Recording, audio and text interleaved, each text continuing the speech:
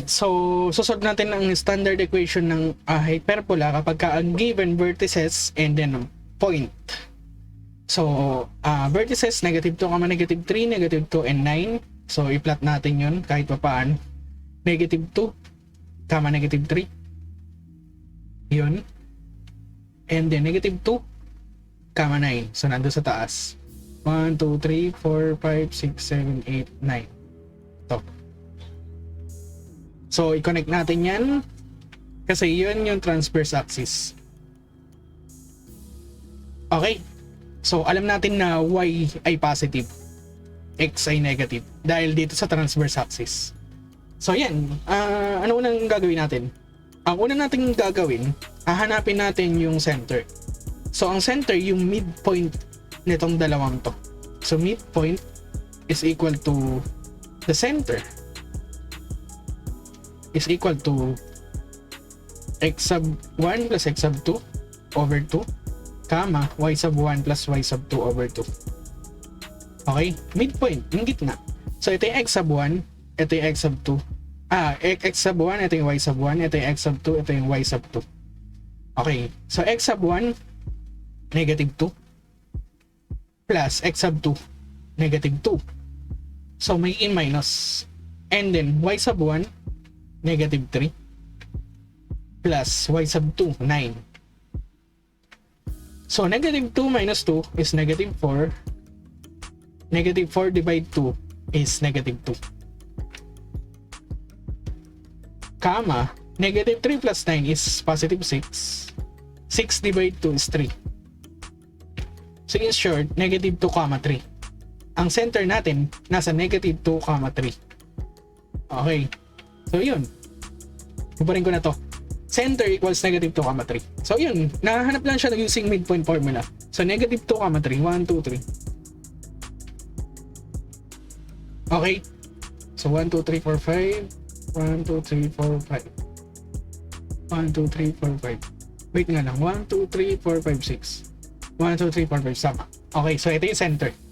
Now, anong next na gagawin? Hanapin naman natin ang A. Ang A yung distansya between the center and the vertex. So, kung alam natin ang center, ito, -2, 3. Vertex, ito, ang dalawang to. Bibilangin lang natin yung distansya. So, ito, 1, 2, 3, 4, 5, 6. So, ibig sabihin, A is equal to 6.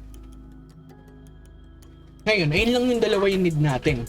Okay? Kasi, mahanap na natin yung susunod. Paano?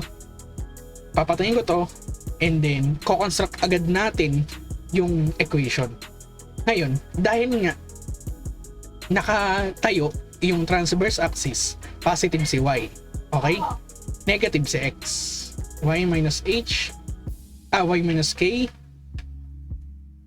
squared minus x minus h. Kasi nakatayo yung transverse axis. And then yung a squared kasama ni y. Yung x kasama si b. Okay. Yan. So, palit natin yung alam natin. Alam natin na a is equal to 6. So, palit natin. A squared, 6 squared, edi 36. Tapos, alam din natin ang center. -2, 3. So, h is -2, k is 3. So, h is -2, kaya magiging x minus 2, magiging plus 2 na. And then, k is 3. So, alam natin y minus k, edi magiging y minus 3. Okay? Ayan na. Ngayon, ang missing na lang natin itong b. Paano natin mahanap yan? Ganito. Kaya mayroong ditong given na point. -1, 3 plus 6 is square root of 2. So, paano yun? Susulat ko dito -1, 3 plus 6 is square root of 2. Ayan yung point na given. Ngayon, tandaan nyo di ba nga, ang point ay x, y. Okay? So, papalit nyo yan. Etong x, -1, papalit nyo dito. Etong y, papalit nyo dito. Gano'n kasimple. So, ang mangyayari, magiging x is equal to -1, buburahin nyo to, gawin nyo -1. Okay? And then, y is 3 plus 6 is square root of 2. Buburahin natin itong y na to. Lalaki ako. Gawin natin 3 plus 6 is square root of 2. And then minus 3. Gets? Now, solve natin to. Ito muna. Negative 1 plus 2. Edi 1. Squared. Edi 1. Gets? Ito. 3 minus 3. Edi 0. So wala na yun. Barado na yun. Ito na lang. 6 square root of 2 squared. So paano yun? Ngayon, tandaan nyo, kapag kaganyan ng case, kunyari 3 square root of 2 may squared. I-square nyo yung number sa unahan. Edi 9.